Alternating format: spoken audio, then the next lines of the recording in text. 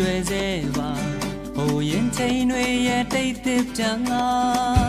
ခြေတန်းစုံတရားရဲ့မကြမိပါလားအိမ်မဲဟောင်းလေးကနိုးခွင့်ပြုပါဒီနေရာမှာအရင်ငါတွေ့နေကြပါမမျက်နှာချပြီးအရင်နဲ့များစွာပါရင်ကောင်းနှံတွေရဲ့တစ်ပြေးပြေးမြန်လာဒီနီလန်းကလေးကိုမင်းတတိယပါ